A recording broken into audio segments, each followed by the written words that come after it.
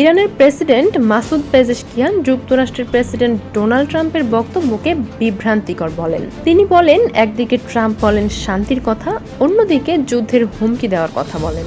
আসলে আমরা কোনটিকে বিশ্বাস করব? তিনি জানান, ইরান যুক্তরাষ্ট্রের সঙ্গে পারমাণবিক আলোচনা চালিয়ে যেতে রাজি, তবে কোনো হুমকিতে আমরা ভয় পাই না। এই মুহূর্তে আমরা কোনো যুদ্ধও চাই না।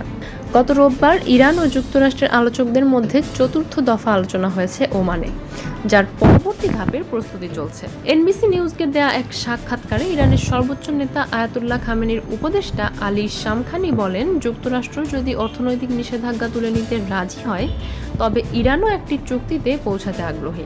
তিনি বলেন, ইরান কখনো পরমাণু অস্ত্র তৈরি করবে না, তবে শুধুমাত্র শান্তিপূর্ণ বেসামরিক উদ্দেশ্যে সীমিত পর্যায়ে ইউরেনিয়াম সমৃদ্ধ করবে এবং আন্তর্জাতিক পরিদর্শকদের তা পর্যবেক্ষণের অনুমতি দিতেও রাজি তারা।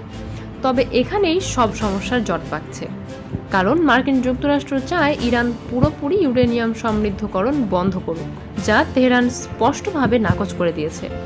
ইরানি কর্মকর্তারা বলছেন, 2015 সালের পরমাণু চুক্তিতে যত ইউরেনিয়াম মজুদ রাখার অনুমতি ছিল, তার চেয়ে কম মজুদে তারা রাজি নন।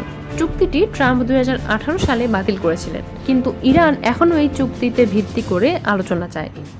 সূত্র জানিয়েছে, ইরান ধাপে ধাপে মজুদ ইউরেনিয়াম সরিয়ে নিতে চায়, কিন্তু যুক্তরাষ্ট্র তা এক ধাপে চায়। এছাড়া কোথায় পাঠানো হবে এই সমৃদ্ধ ইউরেনিয়াম তা নিয়েও রয়েছে দ্বিমত।